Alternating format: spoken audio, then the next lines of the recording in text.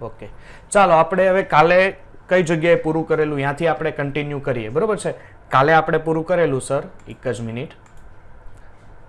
Last આપણે કેટાયનનું electronic વિન્યાસ melting point ને એ વસ્તુ લીધેલી. ઓકે, ચાલો આપણે આજે બંધ લંબાઈ છે. ઓકે, તો બંધ લંબાઈ અને બંધના પરિણામો, એટલે હવે બંધ લંબાઈ, બંધ કોણ અને બંધ ઉર્જા. બંધ ઉર્જાને તમે બંધ વિયોજન એન્થાલ્પી તમે કહો છો. બંધ લંબાઈ કોને કહેવાશે? તો ખાસ ધ્યાન આપજો કે બે પરમાણુના કેન્દ્ર વચ્ચેનું સરેરાશ અંતર. દાખલા તરીકે કોઈ પરમાણુ છે, આ એ પરમાણુ છે અને આની જ્યારે જોડાયેલો છે કોઈ બી પરમાણુ. ઓકે, આમની વચ્ચેનું જે સરેરાશ અંતર છે એને શું કહેવાશે? બંધ લંબાઈ. સામાન્ય રીતે એને એંગસ્ટ્રોમ દ્વારા દર્શાવી શકાય. ઉદાહરણ તરીકે એ અને બી ઉદાહરણ. હવે અહીંયા ખબર છે કે એફનું ઉપરથી નીચે જાઓ એટલે ફ્લોરિન, ક્લોરિન, બ્રોમિન અને આયોડિન. ઉપરથી નીચે તરફ જશો દીકરા, શું થશે કે ઉપરથી નીચે તરફ જાઓ જઈએ સર અમે, તો ધીરે ધીરે શું થશે કે એના કદ વધવા લાગે. એના કદ શું થશે? વધવા. આપણને ખબર છે કે સમૂહમાં ઉપરથી નીચે તરફ જાઓ તો પરમાણવીય કદ દીકરા શું થશે? વધે છે. પરમાણવીય કદ વધે છે. પરમાણવીય કદ વધવાને કારણે શું થશે કે એના જે અણુ છે, અણુ આ રીતના મોટા મોટા થયા. દાખલા તરીકે 2F ના અણુ છે તો એની બંધ લંબાઈ અત્યારે 100 હશે. હવે દાખલા તરીકે 2 બ્રોમિન લઈએ, ધ્યાન આપજો, કે 2 ક્લોરિન લઈએ તો આ 2 ક્લોરિન ફ્લોરિનની સાપેક્ષમાં કેવા છે? મોટા છે, એટલે એની બંધ લંબાઈ મોટી હશે. હવે એનથી નીચે જઈએ તો તમારી પાસે આવે બ્રોમિન, જેનું કદ ક્લોરિન કરતાં પણ મોટું છે. એનો મિનિંગ એની બંધ લંબાઈ કેવી થશે? વધારે થશે. હવે તમે જો સંસ્પંદનમાં તમે જુઓ દીકરા, કેમાં? સંસ્પંદનમાં જુઓ, એક જ મિનિટ. ઓકે, ચાલો હવે તમે સંસ્પંદનમાં જુઓ તો સંસ્પંદનમાં તમે જુઓ તો આ સંસ્પંદનને કારણે એની બંધ લંબાઈ છે એ કેવી થશે? ઘટે છે. અને જ્યારે તમે ડબલ બોન્ડ સંસ્પંદન ન હોય અને ડબલ બોન્ડ હોય તો બંધ લંબાઈ કેવી હશે? વધારે હશે. ઓકે, અને જો આપણે એકદમ એલિફેટિક જ જોઈએ અને એની સાથે અહીંયા દાખલા તરીકે આ આલ્કેન છે અને અહીંયા છે આલ્કિન. ઓકે, આલ્કેન અને આલ્કિન છે આપણી પાસે. તો આલ્કેન અને આલ્કિનમાં શું થશે દીકરા? અહીંયા ધ્યાન આપજો કે અહીંયા કાર્બન વચ્ચે સિંગલ બોન્ડ છે અને અહીંયા શું છે? કાર્બન વચ્ચે ડબલ બોન્ડ છે. ઓકે, આ દ્વિબંધને કારણે ધ્યાન આપજો, આ દ્વિબંધને કારણે દ્વિબંધમાં બંધ લંબાઈ, ધ્યાન આપજો, દ્વિબંધમાં બંધ લંબાઈ ઓછી હોય છે. બંધ લંબાઈ કેવી હોય છે? દ્વિબંધમાં ઓછી હોય છે. ઓકે, ચાલો તો બંધ લંબાઈ આપણે પૂરી કરીએ. ચાલો હવે છે આપણી પાસે બંધ કોણ. બંધ કોણ કોને કહેવાશે? કે બંધ કોણ પ્રપોઝનલ ટુ બંધની સંખ્યા, જેને તમે બંધ ક્રમાંક પણ કહી શકો. હવે દાખલા તરીકે આપણી પાસે છે કે બંધની સંખ્યા જેમ વધારે હશે એમ એનો બંધ કોણ કેવો હશે? વધારે હશે. દાખલા તરીકે અહીંયા જો, અહીંયા કેટલા બંધ છે? 1, આ 2, આ 3 અને આ 4. કે 4 બંધ છે ત્યારે એનો બંધ કોણ છે? 109 ડિગ્રી. હવે અહીંયા કેટલા બંધ છે? 1, 2, અહીંયા ડબલ બોન્ડ થયા, અહીંયા સિંગલ જ હતા તો આનો બંધ કોણ છે? 120. અહીંયા સર ટ્રિપલ બોન્ડ છે, 1, 2 અને 3. એનો મિનિંગ કે એનો બંધ કોણ કેટલો થયો? 180 ડિગ્રી. એટલે બંધની સંખ્યા જેમ વધે છે, બંધ ક્રમાંક જેમ વધે છે એમ બંધ કોણ પણ શું થાય છે? વધે છે. હવે કેસ 1 છે કે તમારી પાસે હવે સંકરણ છે. તમારી પાસે કઈ રીતનું સંકરણ છે? જ્યારે સમાન સંકરણ હોય, એટલે કે હાઇબ્રિડાઇઝેશન સમાન હોય પણ બંધિત પરમાણુ સંખ્યા છે એ પણ સમાન હોય અને મધ્યસ્થી પરમાણુ પર લોન પેર જુદા જુદા હોય ત્યારે બંધ કોણ પ્રપોઝનલ ટુ અયુગ્મિત ઇલેક્ટ્રોન. બરોબર છે? બંધ કોણ પ્રપોઝનલ ટુ અયુગ્મિત ઇલેક્ટ્રોન. ચાલો હવે આપણી પાસે અહીંયા CH4 છે. શું છે? CH4. અહીંયા એમોનિયા છે એટલે NH3. ચાલો આનું હાઇબ્રિડાઇઝેશન થાય sp3, એ આપણને ખબર છે. અને એમોનિયાનું પણ હાઇબ્રિડાઇઝેશન થશે, સંકરણ, એ sp3 જ થાય છે. હવે શું છે કે આની પાસે કોઈ બંધ અયુગ્મિત ઇલેક્ટ્રોન ન હોય. અહીંયા H, અહીંયા H, અહીંયા H અને અહીંયા H. જ્યારે નાઇટ્રોજન પાસે શું હોય? એક અયુગ્મિત ઇલેક્ટ્રોન યુગ્મ હોય, H અને અહીંયા H. જો અયુગ્મિત ઇલેક્ટ્રોન, અબંધકારક ઇલેક્ટ્રોન યુગ્મ જેમ વધે એમ બંધ કોણ શું થાય? ઘટે. હવે અહીંયા બંધ કોણ શું હતો? 109 ડિગ્રી ને 5 મિનિટ. આ કેમ હું કામ થાય છે એ આગળ આપણે VSEPR સિદ્ધાંતમાં જોશું. બરોબર છે? કારણ કે તમને કદાચ ખબર તો હોવી જ જોઈએ, કારણ કે લોન પેર શું કરશે? બોન્ડ પેરને ધક્કો મારે, એને કારણે અહીંયા જે બંધ હોય એની કરતાં અહીંયા બંધ કોણ કેવો આવે? ઓછો આવે. હવે તમે H2O લ્યો તો અહીંયા H2O લેવા જાવ ત્યારે શું થાય કે H2O માં સર ઓક્સિજન સાથે અત્યારે કેટલા છે? ઓક્સિજન સાથે અત્યારે 2 આપણે એમ લઈએ કે આ ઓક્સિજન છે, આ 1 અને આ 2 લોન પેર છે. એને કારણે ખરેખર એનું હાઇબ્રિડાઇઝેશન sp3 જ થાય, આનું સંકરણ છે એ sp3 જ થાય. પણ sp3 છતાં અહીંયા લોન પેર છે એ વધારે છે, અને લોન પેર જો વધારે હશે એનો મિનિંગ એનો બંધકોણ કેવો થશે? ઓછો થાય છે. ખરેખર sp3 હાઇબ્રિડાઇઝેશન હોય તો સંકરણ 109 ડિગ્રી હોય. અહીં એક બંધકણને કારણે, એક અબંધકારક ઇલેક્ટ્રોન યુગ્મને કારણે અહીંયા 160 ડિગ્રી થઈ જાય છે. અહીંયા 2 અબંધકારક ઇલેક્ટ્રોન યુગ્મને કારણે અહીંયા થઈ જાય છે 104 ડિગ્રી અને 5 મિનિટ.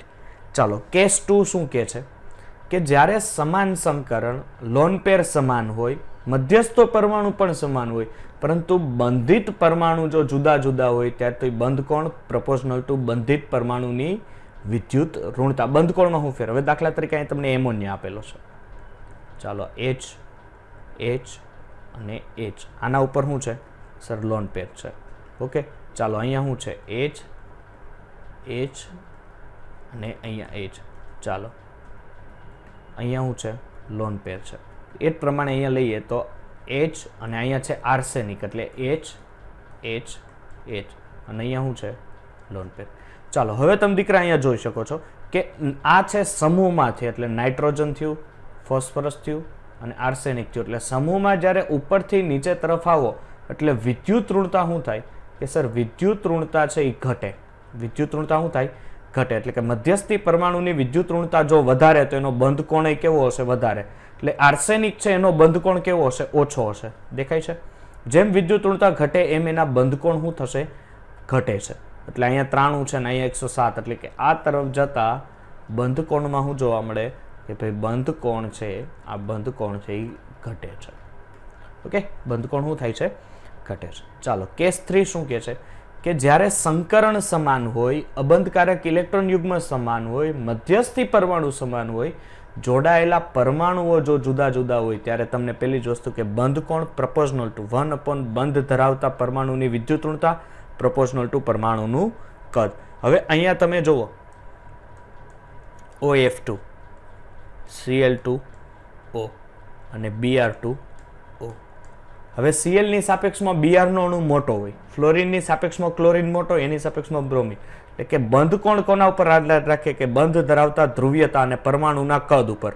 જેમ પરમાણુનું કદ વધે, ધ્યાન આપજો, જેમ પરમાણુનું કદ વધે પ્રપોર્શનલ ટુ બંધકોણ, એટલે બંધકોણ સાથે સાથે પરમાણુના કદને સીધો સંબંધ છે. એટલે અહીંયા તમે જુઓ પરમાણુનું કદ નીચે તરફ વધતા જાય છે, નીચે તરફ પરમાણુનું કદ વધે એનો મિનિંગ એનો બંધકોણ પણ વધે છે. ઓકે, ચાલો હવે બંધ ઉર્જા છે. બંધ ઉર્જા કોને કહેવાશે? બંધ ઉર્જા એટલે એક સિમ્પલ વસ્તુ કે દાખલા તરીકે કોઈ આ X અને કોઈ આ Y વચ્ચે બંધ છે. જો મારે આ બંધને તોડવો હોય, જો મારે આ બંધને તોડવો હોય તો આ બંધને તોડવા માટે, ધ્યાન આપજો, બંધને તોડવા માટે આપવી પડતી ઉર્જાને, ઓકે, બંધને તોડવા માટે આપવી પડતી ઉર્જાને શું કહેવાય છે? બંધ વિયોજન એન્થાલ્પી કહેવાય છે, અથવા બંધ નિર્માણ ઉર્જા અથવા બંધ ઉર્જા પણ કહેવાય છે. હવે ધ્યાન આપજો, દ્વિઆણવીય અણુ હોય તો બંધ ઉર્જા ઇઝ ઇક્વલ ટુ બંધ વિયોજન એન્થાલ્પી. દાખલા તરીકે અહીં N2 છે. હવે N2 છે, અહીંયા ખાસ ધ્યાન આપજો, N2 છે એમની વચ્ચે કેટલા બોન્ડ હોય? ટ્રિપલ બોન્ડ હોય. ઓક્સિજન છે તો ઓક્સિજન વચ્ચે કેટલા બંધ હોય? ડબલ બોન્ડ હોય. H2 હોય તો એમની વચ્ચે સિંગલ બોન્ડ હોય, અને F છે એમની વચ્ચે સિંગલ. એટલે સૌથી વધારે આમાં તમારે ઉર્જા કોને આપવી પડશે? બંધને તોડવા. સર મારે નાઇટ્રોજનના બોન્ડને તોડવું હોય તો સૌથી ઉર્જા આપવી પડે વધારે. કેમ? કારણ કે નાઇટ્રોજનમાં 3 બંધ છે. દેખાય છે અહીંયા દીકરા? 3 બંધ છે. હવે 3 બંધને તોડવું હોય તો ધીરે ધીરે પહેલા હું આને તોડીશ, પછી સેકન્ડ આને તોડીશ, થર્ડ આને તોડીશ, એટલે મારે ઉર્જા વધારે, એટલે સૌથી વધારે ઉર્જા આની. પછી ઓક્સિજન છે દીકરા, ધ્યાન આપજો, ઓક્સિજન છે, ઓક્સિજનની આપણે જોઈએ તો અહીંયા 2 બોન્ડ છે, એટલે આને તોડવા આપવી પડશે ઉર્જા. પછી H2 ને પછી આપણે કહી શકીએ ફ્લોરિન છે. કે બહુઆણવીય જો હોય તો બંધ ઉર્જા પ્રપોર્શનલ ટુ બંધ વિયોજન એન્થાલ્પી. હવે અહીંયા 4 હાઇડ્રોજન જોડાયેલા છે એક કાર્બન સાથે, એટલે પેલું કામ શું કરીશ કે હું પહેલા એક હાઇડ્રોજન તોડું, પછી બીજો, પછી ત્રીજો, પછી ચોથો. પહેલો હાઇડ્રોજન તોડું એટલે આટલા કિલો કેલેરી મોલ આપવા પડે. સેકન્ડ હાઇડ્રોજન તોડું એટલે એની કરતાં વધારે, થર્ડમાં એનથી વધારે, અને ચતુર્થમાં શું થાય છે ખબર છે? ચતુર્થમાં જુઓ ને તો હાવ ઓછી ઉર્જા આપવી પડે, કારણ કે એને કારણે શું થશે કે પેલા 3 બંધ તોડવામાં વધારે, પછી છેલ્લો બંધ તો આરામથી તમે તોડી શકો. એટલે ડિવાઈડ બાય 4 કરો એટલે એક હાઇડ્રોજન દૂર કરવા ઇન્ડિવિજ્યુઅલી તમારે એક હાઇડ્રોજનને ઓછામાં ઓછી 99.5 કિલો કેલરી મોલ પ્રતિ મોલ જેટલી ઉર્જા તો એને તમારે આપવી જ પડશે, બરોબર છે? એટલી ઉર્જા તો કમ્પલસરી. જો પછી ડિપેન્ડ કરે છે કે એ હાઇડ્રોજન પ્રથમ છે, દ્વિતીય છે, તૃતીય છે કે ચતુર્થ છે. ઓકે, ચાલો, એ સરેરાશ વેલ્યુએશન હતી. હવે છે બંધ ઉર્જાને અસર કરતા પરિબળો. ખાસ વસ્તુ, આ બધા અસર કરતા પરિબળો તમને અપવાદમાં ખાસ કરીને તમને હેરાન કરે. એમાંથી કયા કયા છે? એક તો છે ઇલેક્ટ્રોનેગેટિવિટી, બંધ ક્રમ, પરમાણુ કદ, બંધ ધ્રુવીયતા, મેસોમેરિક અથવા રેઝોનન્સ સંસ્પંદન, હાઇબ્રિડાઇઝેશન અને લોન પેર ઇલેક્ટ્રોન. ચાલો, પહેલું શું છે? વિદ્યુતઋણતા. તો બંધ ઉર્જા પ્રપોઝનલ ટુ ઇલેક્ટ્રોન નેગેટિવિટી. હવે શું થશે કે દાખલા તરીકે અહીંયા તમે જોશો તો અહીંયા સર HF છે, પછી લઈએ HCl, હવે HBr અને HI. હવે આમાંથી દીકરા સૌથી વધારે વિદ્યુતઋણતા કોની? તો આપણને ખબર છે કે સર સૌથી વધારે વિદ્યુતઋણતા તો છે ફ્લોરિનની છે. ફ્લોરિનની વિદ્યુતઋણતાને કારણે હાઇડ્રોજનના ઇલેક્ટ્રોનને પોતાની તરફ, એટલે હાઇડ્રોજનને પોતાની તરફ ખેંચીને રાખશે. હવે પોતાને જો હાઇડ્રોજન તરફ ખેંચીને રાખે એનો મિનિંગ હાઇડ્રોજનને હવે તમે સરળતાથી તોડી શકાતો નથી. એ જ પ્રમાણે તમે HCl માં આવો તો અહીંયા આની સાપેક્ષમાં ફ્લોરિનની સાપેક્ષમાં ક્લોરિનની વિદ્યુતઋણતા દીકરા કેવી હોય?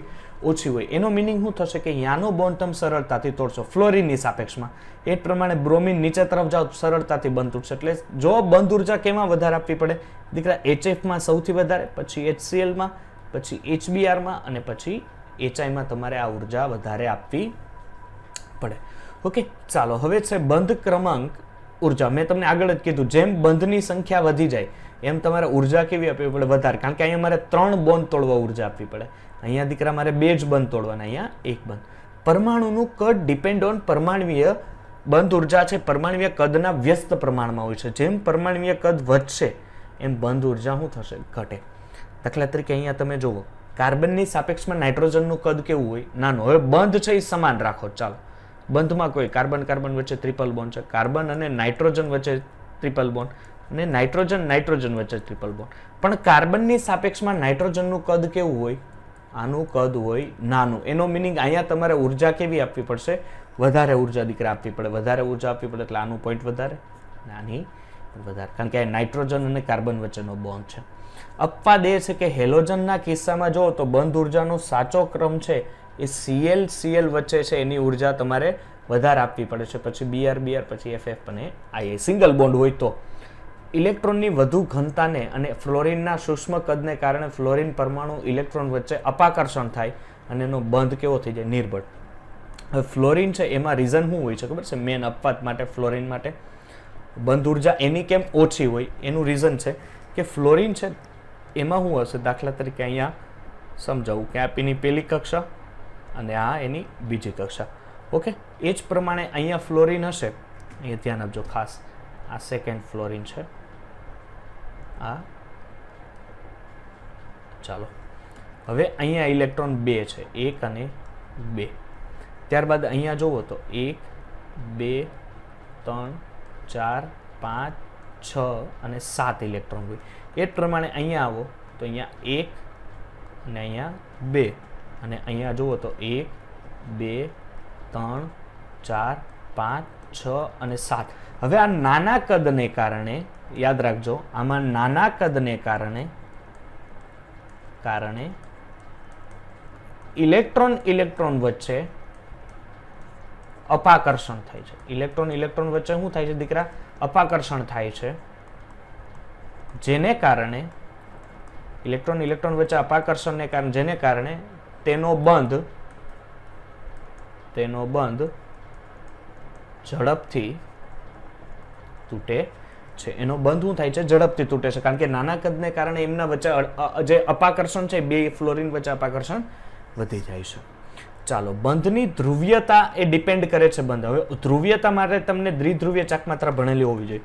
તો ધ્રુવીયતા એટલે શું? કે જેમ માઇનસ વીજભાર વાળો આયન વધારે હશે, એ શું કરશે કે એ બંધને શું કરશે કે પોતાની તરફ ખેંચી રાખશે હાઇડ્રોજન, એટલે એ સરળતાથી જવા દેશે. એટલે અહીંયા તમને જે ક્રમ આપ્યો છે તમે જોઈ શકો, ફ્લોરિન છે એની બંધ ધ્રુવીયતા વધારે હોય, એને કારણે શું થશે કે માઇનસ ચાર્જ પોતાની તરફ વધારે ખેંચશે, એ પછી ક્લોરિન વધારે ખેંચે, પછી બ્રોમિન ને પછી આયોડિન, એટલે લાસ્ટ. સંસ્પંદનને કારણે બંધ ઉર્જા વધે. હવે જેમ આપણે દાખલા તરીકે અહીંયા હું બેન્ઝિન રિંગ લઉં, ઓકે, અહીંયા મેં બેન્ઝિન રિંગ લીધી, હવે આમાં રેઝોનન્સ આવે, રેઝોનન્સને કારણે શું થશે કે એની બંધ ઉર્જા છે એ શું થાય, વધે છે, બરોબર છે. એટલે કાર્બન કાર્બન સિંગલ બોન્ડ હશે તો એની સાપેક્ષમાં કાર્બન કાર્બન રેઝોનન્સ હશે ડબલ બોન્ડ, તો એને કારણે એની બંધ ઉર્જા તમારે શું આપવી પડે, વધારે. સંકરણ એટલે એસપી સંકરણ હોય, એસપી સંકરણ હોય, ધ્યાન આપજો દીકરા, જો એસપી સંકરણ હોય તો એસપી સંકરણમાં કાર્બન કાર્બન વચ્ચે કેટલા બોન્ડ હોય, ટ્રિપલ બોન્ડ હોય, ઓબ્વિયસલી સર એને ઉર્જા તમારે વધારે આપવી પડે. જો sp2 સંકરણ હોય તો sp2 સંકરણમાં કાર્બન કાર્બન વચ્ચે ડબલ બોન્ડ હોય, અને sp3 સંકરણ હશે તો કાર્બન કાર્બન વચ્ચે સિંગલ બોન્ડ હશે, એટલે સિંગલ બોન્ડને ઉર્જા તમારે ઓછી આપવી પડે, જ્યારે ટ્રિપલ બોન્ડ હોય તો ઉર્જા વધારે આપવી પડે. એટલે તમે એની બંધ ઉર્જા એને ડિપેન્ડ ક્યાંથી કરી શકો કે એના હાઇબ્રિડાઇઝેશન ઉપરથી પણ ખબર પડી જાય કે આને તમારે ઉર્જા વધારે આપવી પડે કે ઓછી આપવી પડે. અને એક ફાઇનલ છે કે લોન પેર જો ઇલેક્ટ્રોન હોય, કયો લોન પેર ઇલેક્ટ્રોન, જેમ બંધ ઉર્જા વધે એનો મિનિંગ કે લોન પેર ઇલેક્ટ્રોન છે એ કેવા હશે, ઓછા હશે. કારણ કે લોન પેર ઇલેક્ટ્રોનને કારણે શું થાય ખબર છે, અહીંયા ધ્યાન આપજો, કાર્બન કાર્બન, ચાલો અહીંયા કોઈ લોન પેર ઇલેક્ટ્રોન નથી, પણ અહીંયા જો લોન પેર છે, આ નાઇટ્રોજન છે, આની પાસે 2 ઇલેક્ટ્રોન આમ હશે, આ નાઇટ્રોજન છે એની પાસે આ રીતે. હવે આને વચ્ચે શું થશે, અપાકર્ષણને કારણે, કારણ કે લોન પેર અને બોન્ડ પેર ઇલેક્ટ્રોન વચ્ચે અપાકર્ષણને કારણે અહીંથી તમે આ બંધને, આ બંધ સરળતાથી તૂટે, બંધ છે શું થાય છે, સરળતાથી તૂટે છે. ઓકે, ચાલો હવે આપણે જો સંસ્પંદન મેં તમને આગળ ભણાવી દીધેલું છે, છતાંય અહીંયા એકવાર કહી શકું, સંસ્પંદન એટલે શું થશે કે તમારે એ બોન્ડિંગ જે છે, ઇલેક્ટ્રોન બોન્ડિંગ, અહીંયા તમને ઇલેક્ટ્રોન દેખાડ્યા નથી પણ ખરેખર અહીંયા 2, અહીંયા 4, એટલે કે કુલ 2 ઇલેક્ટ્રોન યુગ્મ, અહીંયા 6 ઇલેક્ટ્રોન, એનો મિનિંગ 3 ઇલેક્ટ્રોન યુગ્મ હશે. હવે આનું શિફ્ટિંગ છે અહીંયા થાય તો આ શિફ્ટિંગ થઈને અહીંયા આવે, એટલે અહીં દેખાય છે આ રેઝોનન્સ આવ્યું, એટલે આ રેઝોનન્સ આધારે તમે કહી શકો. હવે રેઝોનન્સ આધારે તમે કેમ કહી શકો કે એમાં કેટલા બંધ ક્રમાંક હશે, તો બહુપરમાણવીય અણુ હોય અથવા આયનના બંધ ક્રમાંક ગણવા માટેનું નીચેનું આ સૂત્ર છે, જે હું તમને ટેગલાઇન કહી દઉં, ભાઈ આ સૂત્ર ભૂલાવવું જોઈએ નહીં, ભૂલો ભલે બીજું બધું. આ સૂત્રનો બંધ ક્રમાંક ઇઝ ઇક્વલ ટુ અણુમાં બંધોની કુલ સંખ્યા, ધ્યાન આપજો, બંધ ક્રમાંક ઇઝ ઇક્વલ ટુ અણુમાં બંધની કુલ સંખ્યાના છેદમાં સંસ્પંદન બંધારણો. હવે દાખલા તરીકે તમારી પાસે કાર્બોનેટ છે તો અણુમાં કેટલા બંધ છે, 1 2 3 4. હવે આના કેટલા સ્ટ્રક્ચર બને, સર 3 બની શકે, કારણ કે જો એક સંસ્પંદન અહીંથી અહીંયા જઈ શકે, એક અહીંથી અંદર આવી શકે અને એક અહીંથી પાછો બહાર, એટલે કુલ 3, એટલે 4/3, એટલે આનો બંધ ક્રમાંક કેટલો હોય, 1.33 હશે.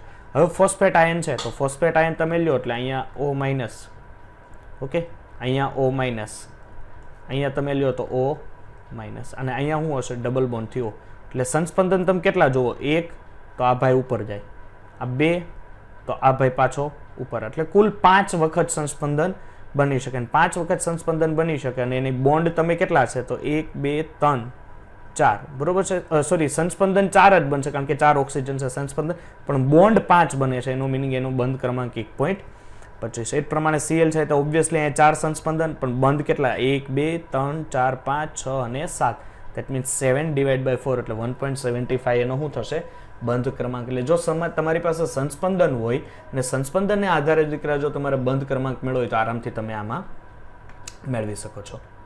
ઓકે, ચાલો હવે જે થિયરી છે એ જોરદાર છે, દ્વિધ્રુવીય ચાક માત્રા. ઓકે, આના ઉપરથી ખાસ જો બહુ MCQ આવે છે, દ્વિધ્રુવીય ચાક માત્રા ઉપરથી MCQ નું પ્રમાણ આના ઉપર વધારે હોય છે. ચાલો તો દ્વિધ્રુવીય ચાક માત્રા માટે જુઓ, કોઈ પણ ધ્રુવીય સહસંયોજક બંધ છે કે જે અણુની ધ્રુવીયતા હોય એને દ્વિધ્રુવીય ચાક માત્રા, એનો મિનિંગ દાખલા તરીકે હું અહીંયા મારી પાસે A છે અને આ મારી પાસે B છે, જો B ઉપર હું આંશિક ઋણ વીજભાર લેતો હોય અને A ઉપર હું આંશિક ધન વીજભાર લેતો હોય, એનો મિનિંગ શું થશે કે આ દ્વિધ્રુવીય અણુ થયો. આ કેવો અણુ થયો, દ્વિધ્રુવીય અણુ થયો. અહીંયા હું એને લખી શકું ભાઈ આ દ્વિધ્રુવીય છે, જેને તમે દ્વિધ્રુવીય ચાક માત્રા પણ કહી શકો છો. શું કહી શકો, દ્વિધ્રુવીય ચાકમાત્રા. હવે ધ્રુવીયતાનું પ્રમાણ માપવા માટે પોલીએ દ્વિધ્રુવીય ચાકમાત્રા મ્યુ આધારિત તમને એક વેલ્યુએશન આપેલી. એ હતું mu is equal to Q into D, જેને વીજભાર ગુણ્યા અંતર કહેવાય છે. દ્વિધ્રુવીય ચાકમાત્રા એક સદિશ રાશિ છે, એટલે કે મૂલ્ય અને દિશા બંને ધરાવે. બરાબર. સદિશ રાશિ એટલે શું કહેવાશે કે જે મૂલ્ય અને દિશા બંને વસ્તુ ધરાવે. યાદ રાખજો કે દ્વિધ્રુવીય ચાકમાત્રા મેં પહેલા જ કીધું કે પ્લસ આયન અને માઇનસ આયન. માઇનસ આયન એટલે લોન પેર ઇલેક્ટ્રોન અથવા મધ્યનો પરમાણુ. દ્વિધ્રુવીય ચાકમાત્રા છે એને ડી બાય વડે દર્શાવાય છે. Q is equal to mu is equal to Q into D, જેને તમે એકમ છે એનો 1 ડી બાય. ડી બાયનો એકમ થાય. ડી બાયની વેલ્યુએશન જો તમે લ્યો છો એટલે કે ઈસુમાં આવશે 10⁻18 અને જો એને કુલમ મીટરમાં લ્યો તો 1.16 ગુણ્યા 10⁻29 વેલ્યુએશન આવે છે. બરોબર છે. અને ડી બાયનું વેલ્યુએશન ઘણીવાર એને 3.33564 ઇન્ટુ 10⁻−30 પણ લેવાશે. બરોબર. ચાલો, હવે છે તમારી પાસે કે દ્વિધ્રુવીય પરમાણુમાં અણુમાં મ્યુ એ વિદ્યુત ઋણતાના તફાવત ઉપર આધારિત છે, એટલે મ્યુ પ્રપોઝનલ ટુ ઇલેક્ટ્રોનેગેટિવિટી. તો અહીંયા હું તમને ઉદાહરણ આપું છું. જો અમુક ઉદાહરણો ઉપર ખાસ તમે યાદ રાખજો. ખાસ હવે HF છે, HCl છે, ઓકે, HF છે, HCl છે, HBr છે અને HI છે. ઓકે, આના ઉપર ખાસ હવે ધ્યાન આપો. હવે અહીંયા શું છે જોવો તો H અને F માં ફ્લોરિન છે એ વધુ વિદ્યુતઋણીય. વધુ વિદ્યુતઋણીય એને કારણે શું થશે કે આણે જે ઇલેક્ટ્રોન બે પોતાને અહીંયા મૂકેલા છે, આપલે કરી છે, બરોબર છે, એમાંથી આ ઇલેક્ટ્રોન ભાગીદારીનો ફ્લોરિન તરફ પોતાના તરફ વધારે ખેંચે. એનો મિનિંગ કે એના ઉપર માઇનસ ચાર્જ આવશે, જ્યારે હાઇડ્રોજન ઉપર કયો ચાર્જ આવશે? પ્લસ ચાર્જ આવે. એટલે મ્યુનો ક્રમ આનામાં વધારે, પણ જેટલું ફ્લોરિન ઇલેક્ટ્રોન ખેંચી શકે એટલું પ્રબળતાથી ક્લોરિન ઇલેક્ટ્રોન ખેંચી શકે નહીં. એનો મિનિંગ ફ્લોરિન છે એ આ રીતના છે. પ્લસ અને માઇનસ ચાર્જ તો આના ઉપર આવશે. સેમ પોઝિશન આના ઉપર પ્લસ આપે. જેટલું ક્લોરિન ખેંચી શકે એટલું બ્રોમિનની તાકાત નથી, કારણ કે બ્રોમિનની વિદ્યુતઋણતા ક્લોરિન કરતા ઓછી છે. એટલે આના ઉપર પ્લસ માઇનસ તો સર આવે, આ પ્લસ માઇનસ તો ચારેયમાં આવશે, બરોબર છે. પણ જેટલી તાકાત ફ્લોરિનની હોય એટલી તાકાત આયોડિનની રહેતી નથી. હવે શું છે? જી છે કે ભાઈ બહુ પરમાણુય અણુ માટે મ્યુનું મૂલ્ય અણુમાં હાજર બધા દ્વિધ્રુવીયના સદિશના સરવાળા જેટલું હોય છે. હવે દાખલા તરીકે તમારી પાસે BCl3 છે વગેરે બંધ ધ્રુવીય જ્યારે સહસંયોજન હોય એ અધ્રુવીય હોય તો નોંધ યાદ રાખો કે ધ્રુવીય અણુમાં દ્વિધ્રુવીય ચાકમાત્રા મૂલ્ય 0 હોઈ શકે અથવા ન પણ હોય. ધ્રુવીય અણુમાં દ્વિધ્રુવીયનું ચાકમાત્રાનું મૂલ્ય 0 પણ હોઈ શકે અને 0 ન પણ હોય. ક્લિયર? ચાલો, હવે તમને અહીંયા અમુક સ્ટ્રક્ચર આપેલા છે, બરોબર છે. એની પહેલા હું થોડીક તમને દ્વિધ્રુવીય ચાકમાત્રાની હજી માહિતી આપી દઉં. દ્વિધ્રુવીય ચાકમાત્રા માટે નિયમ યાદ રાખવાનો કે હંમેશા જે તમારો ઋણ વીજભાર છે ને દીકરા, આ ઋણ વીજભાર એક જગ્યાએ એકઠો થવો જોઈએ. ઋણ વીજભાર એક જગ્યાએ એકઠો થવો જોઈએ. ટ્રીક છે, એક જગ્યાએ એકઠો થવો જોઈએ. જ્યારે તમારો ધન વીજભાર છે એ વહેંચાઈ જાય તો ચાલે, બરોબર છે. હવે અહીંયા શું છે ખબર છે કે દ્વિધ્રુવીય ચાકમાત્રા છે એ લોકો એક ઉદાહરણ જેવું અથવા અપવાદ જેવું છે. શું અપવાદ જેવું છે એના વિશે ઉપર ખાલી મેળવી કે NH3 એ NF3 કરતા વધુ મ્યુ મીન્સ કે દ્વિધ્રુવીય ચાકમાત્રા ધરાવે. દ્વિધ્રુવીય ચાકમાત્રા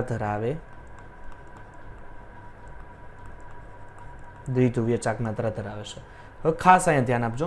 અહીંયા હું દોરું છું. અહીંયા મારી પાસે NH છે એટલે અહીં 3 H છે, એટલે અહીંયા 1 H, અહીંયા બીજો H સેકન્ડ અને આ બાજુ અહીંયા થર્ડ H, અને અહીંયા આના ઉપર આ પ્રમાણે લોન પેર હશે. સેમ પોઝિશન NF3 લખું, આના ઉપર આ રીતના લોન પેર હશે. ઓકે, ચાલો, અહીંયા F છે, અહીંયા F છે અને અહીંયા F છે. હવે શું થશે કે અહીંયા જુઓ તમે, નાઇટ્રોજન અને હાઇડ્રોજનમાં વધુ વિદ્યુતઋણીય ઘટક કોણ? તો સર ઓબ્વિયસલી હાઇડ્રોજન. એટલે ભાગીદારીના ઇલેક્ટ્રોન પોતાની તરફ એ ખેંચશે. એટલે આના ઉપર કેટલો ચાર્જ આવ્યો? -3 ચાર્જ, જ્યારે અહીંયા બધે +1 ચાર્જ આવ્યો. ઓકે, પણ અહીંયા શું છે? આ નાઇટ્રોજનની સાપેક્ષમાં કોણ વધુ વિદ્યુતઋણીય? સર ઓબ્વિયસલી નાઇટ્રોજનની સાપેક્ષમાં ફ્લોરિન વધુ વિદ્યુતઋણ, એટલે ભાગીદારીનો ઇલેક્ટ્રોન ફ્લોરિન ખેંચશે. હવે તો ફ્લોરિન ખેંચશે એને કારણે શું થશે કે આ ભાઈ ઉપર +3 વીજભાર આવ્યો, જ્યારે અહીંયા તમારો માઇનસ ચાર્જ છે વહેંચાઈ ગયો. હવે માઇનસ ચાર્જ જો વહેંચાઈ જાય તો એ દ્વિધ્રુવીય ચાક માત્રા મોટી ધરાવતો નથી. એટલે અહીંયા જો તમને નીચે ઉદાહરણ આપેલું હશે, દેખાય છે? ચાલો જો અહીંથી આ સ્ટ્રક્ચર માટે જુઓ. ઓકે, દેખાય છે ને? જો ન દેખાતું હોય તો ઝૂમમાં, સોરી, ઝૂમની સ્ક્રીન છે તમારી એ મોટી કરી શકો છો, બરોબર છે? એટલે અહીંયા તમને દેખાશે ચોખ્ખું.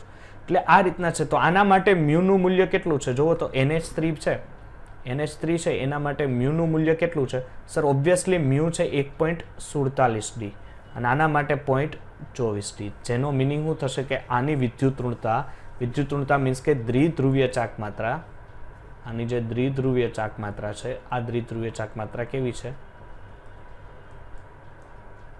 વધારે છે. ચાલો હવે છે H2O ની દ્વિધ્રુવીય ચાક માત્રા 1.85 છે, જ્યારે OH બંધના મ્યુનું કુલ પરિણામ છે. હવે દાખલા તરીકે હવે તમને H2S ને એની માટે પૂછે, બરોબર છે? હવે અહીંયા H2S અને H2O આ બેમાં વધારે દ્વિધ્રુવીય ચાક માત્રા કોની થાય? દાખલા તરીકે આપણે અહીંયા લઈએ કે ભાઈ અહીંયા ઓક્સિજન છે, અહીંયા તો બે મેં H2S ઓડ લખ્યા. ઓકે,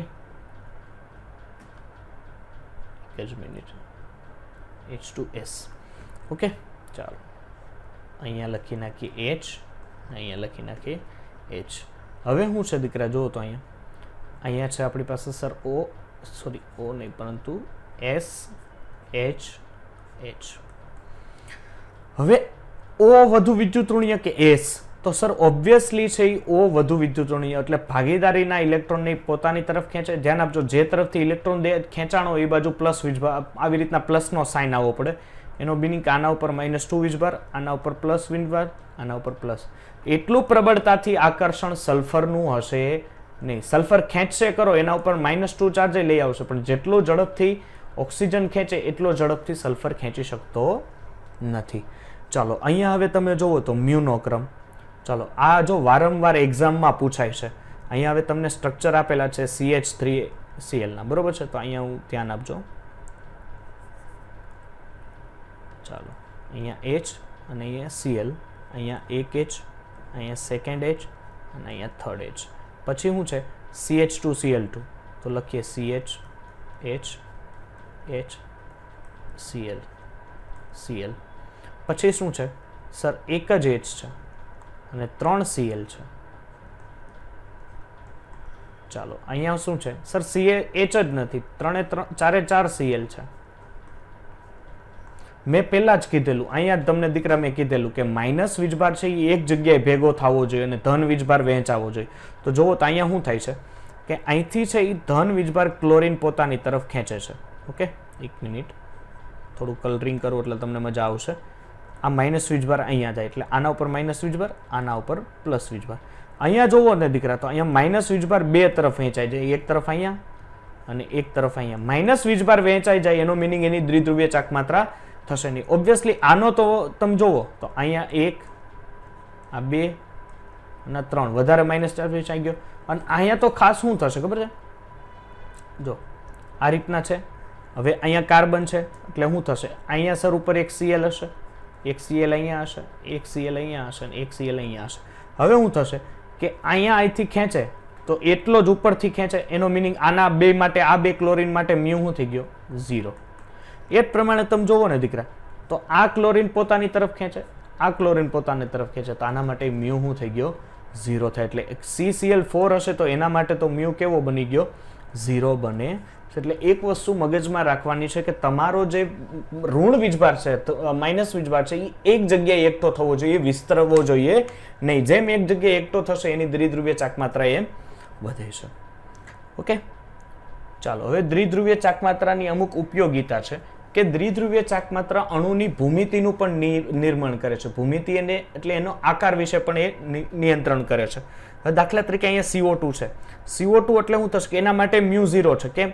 જો સર CO2 એટલે બે તરફ ઓક્સિજન છે અને બે તરફ ઓક્સિજનને કારણે એ શું કરે છે કે જે ભાગીદારીના ઇલેક્ટ્રોનની બે ઓક્સિજન પોતપોતાની તરફ ખેંચે, એને કારણે કુલ મ્યુ છે એ આના માટે 0, કારણ કે આના ઉપર -1 વીજભાર, આના ઉપર -1 વીજભાર આવશે. સર BF3 માં એવું થશે? હા, જો BF3 માં પણ એવું થશે. કઈ રીતે BF3 માં પણ એવું થશે? અહીંયા ફ્લોરિન છે, અહીંયા ફ્લોરિન છે અને અહીંયા ફ્લોરિન છે. હવે અહીંથી અહીંયા તમે જુઓ દીકરા, એટલે આ તરફ ખેંચે એ પ્રમાણે આ તરફ ખેંચે તો 0, આ તરફ ખેંચે પણ તો 0. પછી CCl4 તો મેં આગળ સમજાવ્યું એ પ્રમાણે CH4 છે. પછી બેરિયમ ફ્લોરાઇડ છે તો બેરિલિયમ ફ્લોરાઇડ એટલે BF2. એટલે આ રીતના તમે જુઓ, આ રીતના. ઓકે, તો કુલ મ્યુ શું થશે? 0. પણ જો ધ્રુવીય અને અસમમિતીય હોય, સમમિતીય હોય, કારણ કે સમમિતીય એટલે બે બાજુ સંખ્યા સમાન, તો મ્યુ ઇઝ ઇક્વલ ટુ 0 નહીં થાય. અહીંયા તમને ખબર જ છે કે H2O છે, SO2 છે દીકરા, NH3 છે, Cl2O છે. અહીંયા Cl2O તમે લ્યો ભાઈ, ઓક્સિજન છે, બે બાજુ Cl લાગે, બરોબર છે.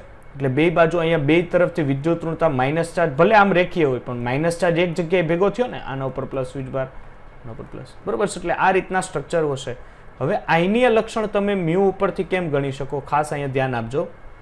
આયનીય લક્ષણ એટલે મ્યુનું પ્રાયોગિક મૂલ્ય ના છેદમાં મ્યુનું સૈદ્ધાંતિક મૂલ્ય. એટલે પ્રાયોગિક મૂલ્યના છેદમાં જો સૈદ્ધાંતિક મૂલ્ય તમે લગાવશો અને ગુણ્યા 100 કરશો એટલે કેટલો આયનીય છે એ તમને ખબર પડી જશે. એનું આયનીય લક્ષણ વિશે ખબર પડશે. ચાલો, સીસ સ્વરૂપ અને ટ્રાન્સ સ્વરૂપ નક્કી કરવું. હવે સીસ સ્વરૂપ અને ટ્રાન્સ સ્વરૂપ આપણને ખબર છે. સીસ સ્વરૂપ હોય, ચલો હવે તમને ખબર નથી કે આ સીસ છે કે ટ્રાન્સ છે, તમને ખાલી એનો મ્યુ આપી દે છે, તો કેમ ખબર પડે કે આ સીસ છે કે આ ટ્રાન્સ છે? તો ધ્યાન આપજો કે જેનો મ્યુ 0 ન હોય, જેનો મ્યુ 0 ન હોય એ સીસ હોય અને જેનો મ્યુ 0 હોય એ ટ્રાન્સ હોય. કઈ રીતે? દાખલા તરીકે હું અહીંયા લઉં છું કે કાર્બન કાર્બન ડબલ બોન્ડ. હવે તમને ખબર તો છે કે ભાઈ આ સીસ અને ટ્રાન્સ છે. ચાલો, અહીંયા Cl છે અને અહીંયા શું છે દીકરા? Cl છે. હવે શું થશે કે ભાગીદારીનો ઇલેક્ટ્રોન અહીંયા શું કરશે? આ ક્લોરીન પોતાની તરફ ખેંચશે. એમ પ્રમાણે આ નીચેનો ક્લોરીન પોતાની તરફ ખેંચે, એટલે કુલ વીજભાર છે એ ઓછો થઈ ગયો. સેમ તમે હાઇડ્રોજન કરો, ઓકે, કુલ વીજભાર શું થઈ ગયો? 0. એટલે આના માટે મ્યુ શું થઈ ગયો? 0.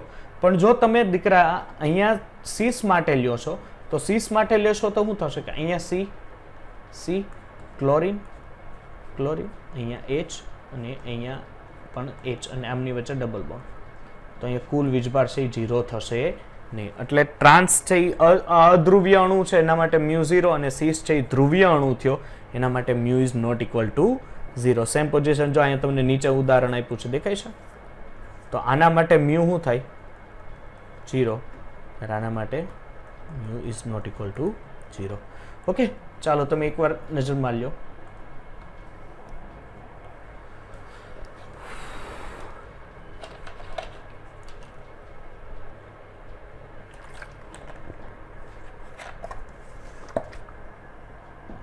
ચાલો નેક્સ્ટ આપણે જોઈએ. નેક્સ્ટ શું છે? હવે છે એરોમેટિક સંયોજનોમાં વિસ્થાપનનું સ્થાન દર્શાવવા માટે મ્યુ પ્રોપોર્શનલ ટુ બંધ કોણ. જો આ રીતનું તમને આપેલું છે. હવે સામ સામે હોય, દાખલા તરીકે આ રીતના ગણીએ, ભાઈ અહીંયા બેન્ઝીન છે, હવે અહીંયા ક્લોરીન સામ સામે છે, એનો મિનિંગ શું થશે કે બંને ક્લોરીન પોતાના પાસેથી આ રીતના ખેંચે, એટલે બે વિરુદ્ધ થઈ ગયા. વિરુદ્ધ થઈ ગયા એટલે આપણને ઓબ્વિયસલી ખબર પડે કે આનો મ્યુ 0 હોય. ઓકે, ચાલો હવે અહીંયા તમે જુઓ તો આ બસ સ્ટ્રક્ચર જુઓ તો આ ખૂણો કેટલાનો લાગે છે? આ ખૂણો સર 120 ડિગ્રીનો છે, અને આ નાનો એવો લાગે છે, દેટ મીન્સ આ 60. આને ડબલ કરો એટલે અહીંયા પહોંચાડો એટલે 120 જ થશે ને, એટલે આ 60 ડિગ્રી થયો. ઓકે, તો આનો મ્યુ છે એ 0 હશે નહીં, કારણ કે ખૂણાને આધારે પણ તમે કહી શકો મ્યુ. જો સામ સામે જશે, અહીંયા તો મને એક્ઝેક્ટલી સર સામ સામે જ દેખાય છે, એટલે એના માટે તો મ્યુ શું બની જશે? 0 બને છે. જેમ વિસ્થાપન વચ્ચેનો કોણ ઘટે તેમ મ્યુનું મૂલ્ય વધે છે. ઓકે, ચાલો હવે શું છે અહીંયા જુઓ. આયનીય ગુણધર્મો માટે દ્વિધ્રુવીય ચાકમાત્રાનું આપણે સૂત્ર આગળ કરી લીધેલું છે, એટલે આને કેન્સલ કરીએ. ચાલો હવે છે મારી પાસે VACPR સિદ્ધાંત, બરોબર છે? આના MCQ બધા આજના લેક્ચરના આપણે છેલ્લે જોશું. VACPR સિદ્ધાંત એટલે શું થશે કે વેલેન્સ સેલ ઇલેક્ટ્રોન પેર રિપલ્સન. ધ્યાન આપજો, વેલેન્સ સેલ ઇલેક્ટ્રોન પેર રિપલ્સન. એટલે આ પ્રક્રિયા માટે 1940માં સેઝવેલ નામના વૈજ્ઞાનિકે સેઝવિક અને પોવેલે આપેલો. એના માટે કોઈ વસ્તુ માટે આ 4 નિયમ તમારે યાદ રાખવા પડે. કયા? કે અણુનો આકાર તેના મધ્યસ્થી પરમાણુની આસપાસની સંયોજકતા કોષમાં રહેલા ઇલેક્ટ્રોન યુગ્મ, ધેટ મીન્સ બંધકારક હોય કે અબંધકારક હોય એના ઉપર આધાર રાખે. કોઈ પણ અણુ છે એનો આકાર છે એ કોના ઉપર આધાર રાખે કે એની બાહ્યતમ કક્ષામાં રહેલા બંધકારક ઇલેક્ટ્રોન યુગ્મ અને અબંધકારક ઇલેક્ટ્રોન યુગ્મ. સંયોજકતા કોષમાં રહેલા ઇલેક્ટ્રોન યુગ્મ ઋણ વીજભારિત હોવાથી એકબીજાને શું કરે છે? અપાકર્ષે છે. ત્રીજો પોઈન્ટ કે આ ઇલેક્ટ્રોન યુગ્મ અવકાશમાં એવી રીતે ગોઠવણી કરવાની વૃત્તિ ધરાવે કે તેઓ વચ્ચેનું અપાકર્ષણ ન્યૂનતમ થાય. એટલે કે ઇલેક્ટ્રોનમાં બોન્ડકારક એટલે કે બોન્ડ બીપી બોન્ડ પેર અને લોન પેર અવકાશમાં એવી રીતે ગોઠવાય કે તેમની વચ્ચે ન્યૂનતમ ધ્યાન આપજો તેમની વચ્ચે ન્યૂનતમ અપાકર્ષણ હોય. શું હોય? ન્યૂનતમ અપાકર્ષણ. અને છેલ્લો મુદ્દો છે કે જો અણુઓ બે અથવા વધારે સંસ્પંદન બંધારણીય શક્ય હોય તો VSEPR સિદ્ધાંત ગમે તે બંધારણને લાગુ પાડી શકાય છે. એક વસ્તુ યાદ રાખજો કે LP that means lone pair વચ્ચે અપાકર્ષણ જોરદાર હોય. ઓકે, લોન પેર વચ્ચે અપાકર્ષણ જોરદાર. એટલે આ શું થયું ખબર છે? LL એટલે લેડીઝ. તો આપણને ખબર જ છે કે લેડીઝો ઝઘડે વધારે, બરોબર છે? એટલે લેડીઝ વચ્ચે અપાકર્ષણ વધારે હોય. પછી તમે આવો ને તો LP BP એટલે આ થયું ભાઈ. શું થયું? ભાઈ. અને આ થયું લેડીઝ. તો પતિ પત્નીને આપણે ચર્ચા કરીએ તો થોડાક બાંધવાનું કે એવું ચાલતું હોય, બરોબર છે? પણ જેટલી લેડીઝો બાંધે એટલે બાંધે નહીં. ઓકે, એટલે LP BP વચ્ચે અપાકર્ષણ હોય. અને આ તો તમે જુઓ, એ ભાઈ શું છે? ભાઈ, બરોબર છે? એટલે બંને ભાઈ એટલે ભાઈ વચ્ચે તો અપાકર્ષણ કોઈ દિવસ હોય જ નહીં.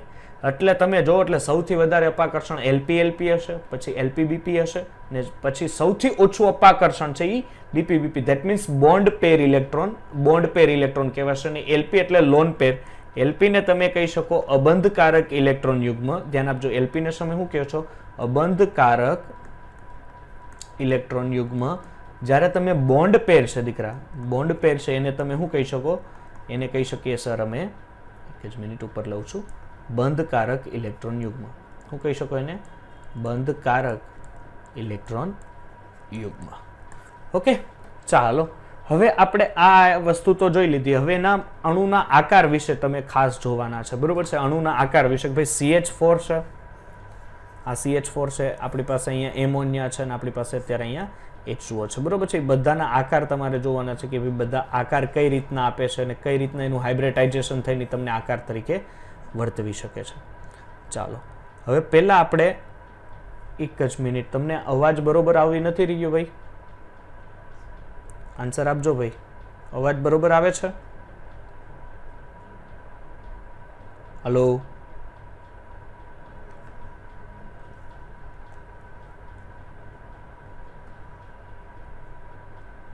હલો, અવાજ આવે છે ભાઈ દીકરા? હલો, ચોટે છે એવું કઈ થાય છે? હા સર, આવે છે. ઓકે, ચાલો, સરસ. ચાલો હવે અહીંયા જો સ્ટ્રક્ચર તમારે બનાવવાના છે એના ઉપર ખાસ હું તમને માહિતી આપી દઉં. ઓકે, ચાલો સ્ટ્રક્ચર ઉપરની માહિતી આપી દઉં કે મિથેનનો અણુ છે. ઓકે, હવે એના માટે મિથેન અણુ મેળવવા માટે તમારે શું મેળવવું પડે? પહેલા ભાઈ કાર્બન તમે લ્યો. ઓકે, કાર્બન તમે લ્યો. કાર્બનનો પરમાણુ ક્રમાંક સર કેટલો થશે? 6 થશે. ખાસ યાદ આપજો, એની ઇલેક્ટ્રોન રચના થશે 1s2 2s2 2p2. ઓકે, ચાલો હવે આ તો શું હશે? હિલિયમ હશે, એટલે હું અહીંયા એને હિલિયમમાં લખી દઉં. પછી 1s2 હશે અને 2p2. 1s2 એટલે એની પાસે કેટલા ઇલેક્ટ્રોન બેસી શકે સર? 2. અહીંયા તમે લ્યો તો અહીંયા તમે લ્યોશો એટલે આ શું હશે? 2x 2p અને 2p, આ 2px, એક જ મિનિટ, 2px 2py અને 2pz. હવે શું હશે દીકરા? ઇલેક્ટ્રોન આની પાસે આ રીતના હશે, 1 અને 2. ઓકે, એટલે હવે શું થશે કે આ અત્યારે એની ધરા અવસ્થા થઈ. આ કાર્બનની કઈ થઈ? ધરા અવસ્થા થઈ. હવે એ પોતાના કાર્બનની જે ઇલેક્ટ્રોન રચના છે એને ઉત્તેજિત અવસ્થામાં મોકલે છે. એટલે હું અહીંયા લખી નાખું, આને એ ઉત્તેજિત અવસ્થામાં મોકલે છે. ઓકે, હવે ઉત્તેજિત અવસ્થામાં એ અહીંયા મોકલે છે. હવે ઉત્તેજિત અવસ્થામાં મોકલશે એટલે પહેલી વસ્તુ શું થશે કે અહીંથી જે ઇલેક્ટ્રોન છે એ ઠેકડો મારીને અહીંયા પહોંચશે. એટલે ઉત્તેજિત અવસ્થામાં એ જ્યારે મોકલશે ત્યારે, ઓકે, એટલે અહીંયા હવે શું રહેશે સર? અહીંયા રહેશે હવે સિંગલ ઇલેક્ટ્રોન આ રીતનો. ત્યારબાદ અહીંયા જે 1 2 અને 3 હવે શું કરશે? 4 હાઇડ્રોજન આવે છે દીકરા. કેટલા? 4 હાઇડ્રોજન આવે છે. 4 હાઇડ્રોજન શું આવશે કે પોતાનામાંથી એક ઇલેક્ટ્રોન અહીંયા ભાગીદારીમાં મૂકશે. એટલે કાર્બનના 4 હતા અને અહીંયા 4 હાઇડ્રોજને પોતાના એક ઇલેક્ટ્રોન ભાગીદારીમાં મૂક્યા. એને કારણે અહીંયા એણે બંધ બનાવ્યો આ પ્રકારનો. એટલે આ પ્રકારના બંધ બનાવવા માટે એણે હાઇડ્રોજને કઈ કક્ષકનો ઉપયોગ કર્યો? સર હાઇડ્રોજને જે કક્ષકોનો ઉપયોગ કર્યો ને મને ખબર છે સર. એને S પ્રકારની એક કક્ષક અને P પ્રકારની 3 કક્ષકનો ઉપયોગ કર્યો. એનો મિનિંગ હાઇબ્રિડાઇઝેશન થયું sp3. અને આ sp3 હાઇબ્રિડાઇઝેશન હોય તો આપણને ખબર છે કે સર એનો આકાર જે છે એનો આકાર હશે સમચતુષ્ફલકીય. કેવો આકાર હશે? સમચતુષ્ફલકીય. ઓકે, સમચતુષ્ફલકીય આકાર અમને સર આપે છે. હવે દીકરા અહીંયા જુઓ તો એમોનિયા છે. એમોનિયા છે તો એમાં કઈ રીતનું સ્ટ્રક્ચર હશે અથવા કે એમાં કઈ રીતની માહિતી હશે? ચાલો હું તમને શીખવાડું છું કે હવે સર મારી પાસે અહીંયા નાઇટ્રોજન છે. નાઇટ્રોજનનો પરમાણુ ક્રમાંક દીકરા થશે 7 થશે. અહીંયા હું હિલિયમ ડાયરેક્ટ લખી નાખું છું. એનો મિનિંગ એની ઇલેક્ટ્રોન રચના થશે 2s2 2p3. હવે આ નાઇટ્રોજનને ઉત્તેજિત અવસ્થામાં મોકલવાની જરૂર નથી. સર કેમ જરૂર નથી ઉત્તેજિત અવસ્થામાં? જુઓ ઓકે આ રીતના છે અને અહીંયા 2. ચાલો 1 2 1 2 3 આ હુન્ડના નિયમ પ્રમાણે તમને ખબર હોવી જોઈએ. હવે નાઇટ્રોજન પોતાની આ જ અવસ્થામાં રહીને પણ એ પોતે ઇલેક્ટ્રોન રચના પૂરી કરશે. કઈ રીતે ઇલેક્ટ્રોન રચના એ એની પૂરી કરશે? ચાલો આ થયું. અહીંયા P માટે 6 ઇલેક્ટ્રોન જઈ શકે એટલે હું મૂકશું અહીંયા 1 અને 2. ઓકે ચાલો શું કરશે? 1 અહીંયા 2 હતા, અહીંયા 1 1 1. હવે શું કરશે? હાઇડ્રોજન દીકરા પોતાનો એક ઇલેક્ટ્રોન લઈને આવ્યો. જો એટલે કેટલા હાઇડ્રોજન આવ્યા? 3 હાઇડ્રોજન આવ્યા. કેટલા આવ્યા? 3 હાઇડ્રોજન આવ્યા. એનો મિનિંગ શું થશે કે આ પ્રક્રિયામાં એ લોકોએ હાઇબ્રિડાઇઝેશન પ્રક્રિયા કરી. એટલે હવે તમે જુઓ તો એમાં હું તમને કંઈ ખબર પડે છે કે નહીં? આઈડિયા આવશે તમને? જોઈ લો એકવાર. 1 મિનિટ થોડોક હું બ્રેક લઉં છું પાણી પીવા માટે. તમે એકવાર જોઈ લો એને. ઓકે તમને આઈડિયા આવી જશે.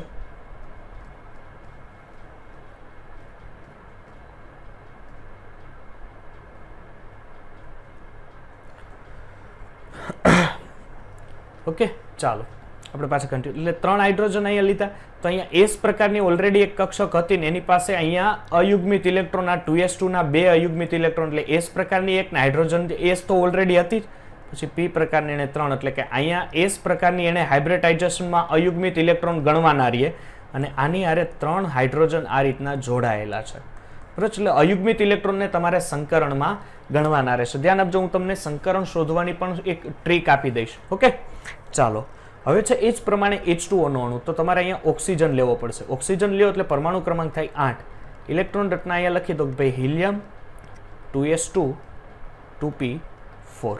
ઓકે 2s2 2p4 હશે એટલે અહીંયા શું થશે કે સર 2 ઇલેક્ટ્રોન અહીંયા હાજર જ હશે અને 4 ઇલેક્ટ્રોન અહીંયા 1 2 એટલે અહીંયા 1 2 3 અને 4. હવે શું કરશે કે ઓક્સિજન સાથે 2 હાઇડ્રોજન આવશે. કેટલા? 2 હાઇડ્રોજન આવશે એટલે 2s2 2p4. અહીંયા શું થશે કે અહીંયા આના તો 2 છે જ 1 2. અહીંયા શું થશે 1 2 એટલે અહીંયા 1 2 છે, અહીંયા 1 1 એટલે અહીંયા શું થશે કે 2 હાઇડ્રોજન આવ્યા. ચાલો કેટલા હાઇડ્રોજન આવ્યા? 2 હાઇડ્રોજન. ધેટ મીન્સ ઓક્સિજન પાસે તો શું છે? 2 અયુગ્મિત ઇલેક્ટ્રોન આ છે અહીંયા અને એક અહીંયા એટલે આ 2 અહીંયા લખી નાખો અને 2 અહીંયા સાઈડથી શું થશે? જ મિનિટ. ઓકે આ ચાલતી પેન બંધ થઈ ગઈ. ચાલો 2 હાઇડ્રોજન છે અહીંયા આપણે કન્ટિન્યુઅસ કરી. આની પાસે એક છે હાઇડ્રોજન 2 ઓક્સિજન, આની પાસે એક આના છે અને આના છે. ઓકે ચાલો રીતનું છે. હવે અહીંયા એક હાઇડ્રોજન હશે અને અહીંયા હાઇડ્રોજન. આને S પ્રકાર P પ્રકારની 2 કક્ષકો તમે વાપરી છતાં એની 2 હાઇબ્રિડાઇઝેશનને કારણે sp3 આપણે એને કહી શકીએ. ચાલો હવે આ મેં તમને આગળ માહિતી આપી દીધેલી બરોબર છે આના વિશે. અને આ જે એના છે એ આકાર છે દીકરા. જુઓ તો ચલો હવે એના આકાર વિશેની તમને માહિતી સંપૂર્ણ આપી દઉં છું. બરોબર છે? અહીંયા તમને એનો આકાર વિશેની છે એ માહિતી તમને મળી ગઈ હશે. અહીંયા તમે જોઈ શકો છો. ઓકે જો બધા આકાર આપ્યા છે, AB2 હશે તો એનો આકાર રેખીય હશે, કારણ કે એને આપણા આવતા લેક્ચરમાં કમ્પ્લીટ કરવાનું છે. AB2 છે તો એનો આકાર રેખીય હશે, AB3 હશે તો સમતલીય ત્રિકોણ હશે, AB4 હશે કારણ કે એમાં બોન્ડ પેર કેટલી હોય, AB2 હોય એટલે આ છે બોન્ડ પેર, એમાં 2 જ હોય, 2 જ બોન્ડ પેર એટલે આકાર આનો રેખીય થયો. AB3 એટલે સમતલીય ત્રિકોણ. કેમ સર? અહીંયા 3 છે, અહીંયા B છે, અહીંયા B છે અને અહીંયા B છે એટલે આ આકાર થયો સમતલીય ત્રિકોણ. AB4 હશે તો એમાં બોન્ડ હશે, બરોબર છે. લોન પેર ઉપર આધારિત છે, એ આગળ તમે આગળનો જે લેક્ચર છે એના ઉપર હું તમને શીખવાડીશ આના એકો એક આકાર, બરોબર છે. અત્યારે ખાલી આની ઉપર એક નજર મારી લો તમે લોકો. ત્યાં હું MCQ છે, આપણે MCQ આજે સોલ્વ કરશું, બરોબર છે. એના MCQ વિશે આપણે થોડીક માહિતી મેળવશું, એટલે પેન નોટ હાથમાં લઈ લેજો. MCQ હું તમને આપવા જઈ રહ્યો છું. ચાલો નેક્સ્ટ ક્વેશ્ચન થી આપણે શરૂઆત કરીએ કે ભાઈ કયા કયા પ્રકારના ક્વેશ્ચન છે. તમે ભાઈ આન્સર આપી શકો. ચાલો આમાં આન્સર શું આવશે કે નીચેના હાઇડ્રાઇડ સંયોજનોમાં બંધ કોણનો ઘટતો ક્રમ કે કોનો બંધ કોણ સૌથી નીચો હશે. આપણે આગળ થિયરીમાં જ ભણ્યા. ચાલો આન્સર શું આવશે કયો ફટાફટ. બધાને અનમ્યુટ તમે જાતે જ થઈ શકો છો, બરોબર છે. શું આવશે આન્સર? નીચેના હાઇડ્રાઇડનો બંધ કોણનો ઘટતો ક્રમ તમારે આપવાનો છે. તો સ્થિરતા બંધ લંબાઈ સાથે કઈ વધે? કારણ કે બંધ લંબાઈ જેમ વધે, જેમ બંધ લંબાઈ વધે એમ બંધ કોણ ઘટે દીકરા. જેમ બંધ લંબાઈ વધે એમ બંધ કોણ ઘટે. નિયમ આપું છું, બંધ લંબાઈ પ્રપોર્શનલ ટુ બંધ કોણ. ચાલો બંધ કોણ અને બંધ લંબાઈ એના 1 સંબંધ હશે. બંધ લંબાઈ જેમ વધશે એમ બંધ કોણ ઘટશે. તો આની બંધ લંબાઈ સૌથી વધારે ક્યાં હશે? SbH3 માં હશે, પછી આર્સેનિક. કારણ કે હવે તો આ સમૂહ એક જ સમૂહ ના થઈ ગયા એટલે તમને સમૂહ નંબર 15 યાદ હોવો જોઈએ. નેપાળ, પાકિસ્તાન, ઓસ્ટ્રેલિયા, સબ ભિખારી. નેપાળ, પાકિસ્તાન, ઓસ્ટ્રેલિયા, સબ ભિખારી. એટલે ઉપરથી નીચે તરફ જાઓ એટલે બંધ લંબાઈ વધે, એનો મિનિંગ એનો બંધ કોણ શું થશે? ઘટે છે. એટલે option number A is a right answer. Okay, ના બંધ કોણ ઉપરથી તમે એને મેળવી શકો છો. ચાલો નેક્સ્ટ ક્વેશ્ચન છે તમારી પાસે કે તમારી પાસે નેક્સ્ટ ક્વેશ્ચન આ રહ્યો. ચાલો સરસ, લઈએ નેક્સ્ટ ક્વેશ્ચન સોલ્વ કરો. શું છે માહિતી? N2 અણુના બંધ નિર્માણમાં કુલ કેટલા ઇલેક્ટ્રોન ભાગ લે છે? કે N2 અણુનું તમે બંધનું નિર્માણ કરો તો એમાં કેટલા ઇલેક્ટ્રોન ભાગ લેશે? ચલો આન્સર આપો. 6 ઇલેક્ટ્રોન ભાગ લે છે, બરાબર.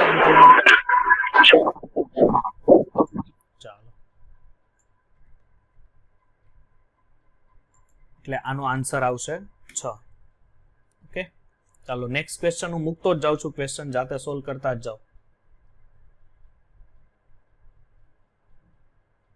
થિયરી ભણ્યા છે એના ઉપરથી એટલો તો આ તમને આઈડિયા આવી જ જશે.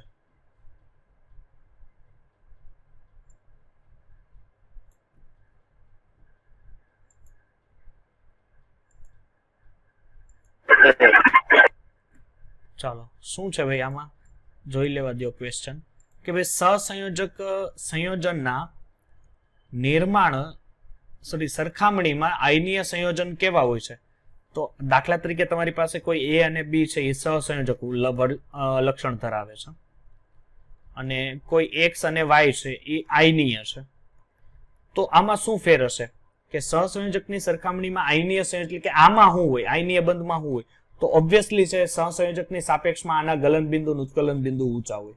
તો ગલન બિંદુ અને ઉત્કલન બિંદુ કેવા હશે? ઊંચા હશે. Option number B. ચાલો HNO3 માં બંધકારક ઇલેક્ટ્રોન યુગ્મની સંખ્યા કેટલી હશે? કેમાં? HNO3 માં બંધકારક ઇલેક્ટ્રોન યુગ્મ કેટલા હશે? ગણીને કયો, હાલો ફટાફટ ગણતરી જોઈએ. કેટલા બંધકારક ઇલેક્ટ્રોન યુગ્મ એમાં હશે?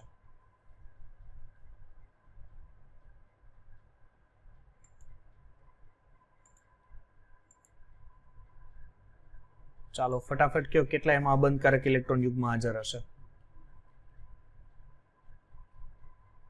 ત્યાં સુધીમાં બીજો ક્વેશ્ચન આપણે લઈ લઈએ. ચાલો ભાઈ, HNO3 માં બંધકારક ઇલેક્ટ્રોન યુગ્મની સંખ્યા ઓબ્વિયસલી સર HNO3 હશે બંધકારક. નાઇટ્રોજન મધ્યસ્થી પરમાણુ થશે, ઓક્સિજન હશે, એની સાથે એક ઓક્સિજન, અહીંયા એક હાઇડ્રોજન. નાઇટ્રોજનની સંયોજકતા કેટલી હશે? 5. 1 2 3 4 જ થઈ, બરોબર છે. 4 થશે એટલે હજી એક અહીંયા 5, એટલે અહીંયા 5 હશે, એ આપણે જોશું. એટલે આન્સર 5. ચાલો દ્વિધ્રુવીય ચાક માત્રા કોની શૂન્ય હશે? બરોબર છે. દ્વિધ્રુવીય ચાકમાત્રા કોની શૂન્ય હશે? તો દ્વિધ્રુવીય ચાકમાત્રા, ચાલો જોવો ફટાફટ આન્સર. દ્વિધ્રુવીય ચાકમાત્રા કોની શૂન્ય? CO2. CO2 ઓબ્વિયસલી CO2 આવશે, કારણ કે અહીંયા તમે જોશો કાર્બન ડબલ બોન્ડ, આ ઉદાહરણ આગળ જ આપ્યું મેં.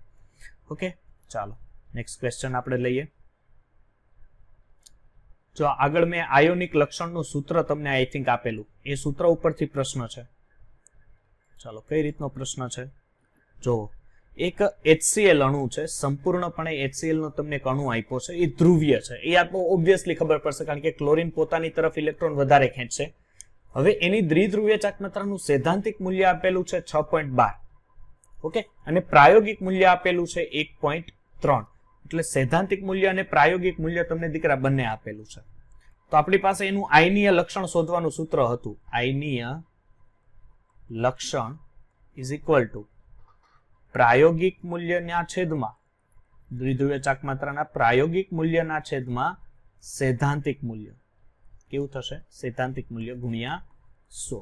ચાલો, પ્રાયોગિક મૂલ્ય દીકરા તમને આપેલું છે એનું આઈ થિંક 1.03 અને સૈદ્ધાંતિક છે 6.12 ગુણ્યા, બરોબર છે. આને ભાગાકાર કરશો 100 અને 103 ને 612 કરી નાખો તો પણ ચાલશે, બરોબર છે. એ ભાગાકાર જો દીકરા તમે લોકો કરશો એટલે એનો આન્સર તમને મળશે 17% સમથિંગ જેવો આન્સર આવશે. એટલે 70% તમને આન્સર આવશે. ઓકે, ચાલો નેક્સ્ટ આપણે જઈએ. જો કેટલા સંસ્પંદન બંધારણ તમને આપશે, ગણતરી કરો ફટાફટ. ગણતરી થવી જોઈએ, આમાં તો કોઈ વાર નહીં લાગે.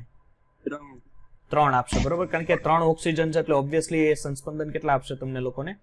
3 સંસ્પંદન આપે છે. અને આપશો ઓપ્શન નંબર 3. નીચેના પૈકી કયો બંધ કોણ છે એનો સાચો ક્રમ છે? બંધ કોણનો સાચો ક્રમ નીચેના પૈકી કયો છે? કોનો બંધ કોણ સૌથી વધારે હશે?